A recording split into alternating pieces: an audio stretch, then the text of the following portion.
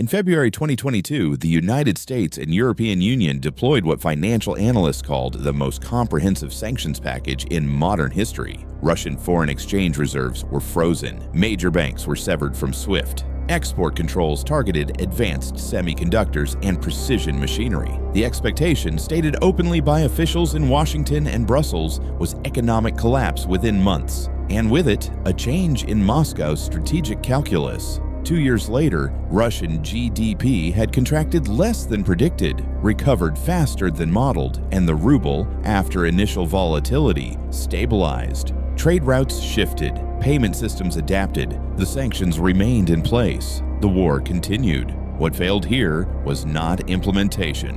What failed was the foundational assumption that pressure produces compliance.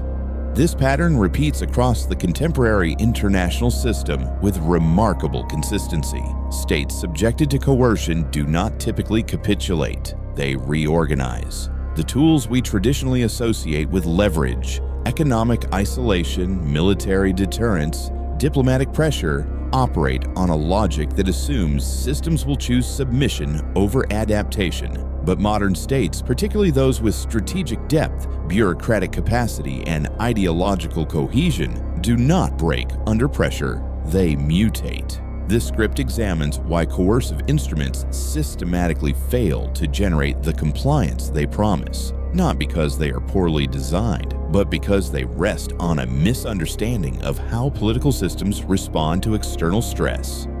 The logic of coercion appears straightforward. Impose costs on an adversary. Raise the price of non-compliance until it exceeds the value of the contested behavior. The target, acting rationally, adjusts course. Sanctions end. Conflicts de-escalate. The system returns to equilibrium. This model dominated strategic thinking throughout the Cold War, when leverage was conceived primarily in nuclear terms. Deterrence theory relied on the concept of unacceptable damage, a threshold beyond which no rational actor would proceed. The Cuban Missile Crisis appeared to validate this framework. Pressure was applied, costs escalated, both sides stepped back. But contemporary coercion operates in fundamentally different conditions. Nuclear thresholds are binary and existential. Economic sanctions are graduated and survivable. Military threats in the gray zone are ambiguous and deniable. The clarity that made Cold War deterrence credible does not translate to modern tools of pressure. More importantly, the systems being pressured today are not Cold War superpowers managing ideological blocks. They are networked states with diversified dependencies, authoritarian control over domestic narratives, and long-time horizons. When the United States imposed steel and aluminum tariffs on China in 2018, the expectation was leverage in trade negotiations. China did not capitulate. It retaliated with agricultural tariffs targeting politically sensitive U.S. states. It accelerated domestic substitution programs. It diversified import sources. By 2023, Chinese steel production had increased. American leverage had not. The assumption underlying these tools is that states operate like firms, responding to price signals, optimizing for efficiency, and avoiding loss. But states are not firms. They are political organisms optimized for survival, not profit. And survival in the modern international system increasingly means insulation, not integration. When Russia was severed from SWIFT, Western analysts anticipated financial paralysis. What occurred instead was substitution. Russia accelerated the use of its own system for transfer of financial messages. It expanded bilateral currency agreements with China and India. It routed transactions through intermediaries in Turkey, the UAE, and Central Asia. Payment flows did not stop, they rerouted. This is not an anomaly, it is the standard response.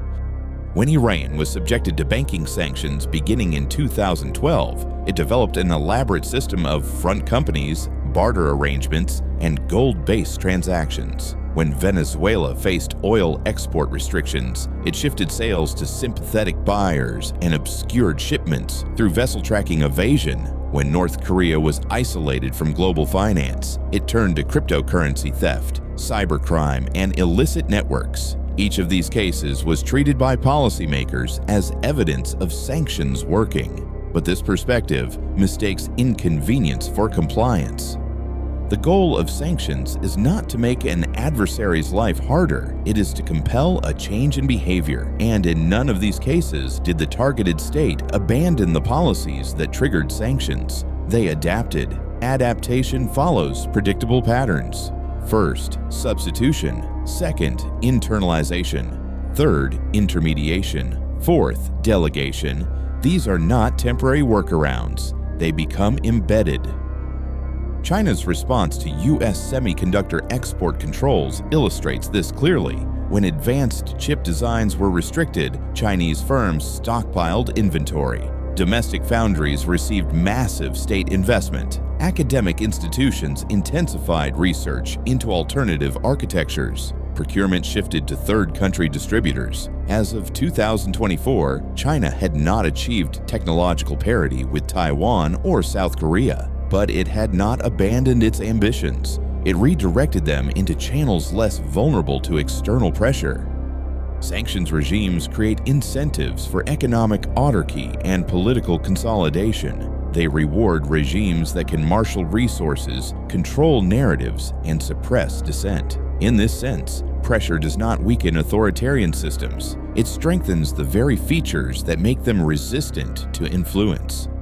Leverage assumes coherence, that all relevant actors will impose costs uniformly. This assumption erodes rapidly. Economic interests diverge, security priorities differ, political tolerances vary, pressure dissipates. The target state faces cost, but they arrive unevenly, are offset elsewhere, and rarely accumulate enough force to compel abandonment of core objectives. Taiwan represents the clearest test case of coercive leverage today. China does not need invasion to achieve its objectives. It applies pressure incrementally. Military presence increases. Economic pressure tightens. Diplomatic isolation deepens. The baseline shifts. And American leverage is constrained by alliance cohesion, economic exposure, and asymmetric resolve. The weaponization of global finance once appeared decisive, but every deployment signals risk to others. Central banks diversify reserves, trade shifts to local currencies, alternative payment systems emerge. None rival the dollar, but they do not need to. They only need to reduce vulnerability. Leverage is not infinite. It erodes through use. A state can be poor without being compliant, isolated without being controllable. Modern states tolerate pain if it preserves sovereignty. Pressure becomes friction, not force. The failure of leverage is not a failure of will. It is a failure of model. Pressure selects for resilience, not submission. It hardens systems. It accelerates adaptation. Systems under pressure do not break. They evolve. And evolution, unlike compliance, is irreversible.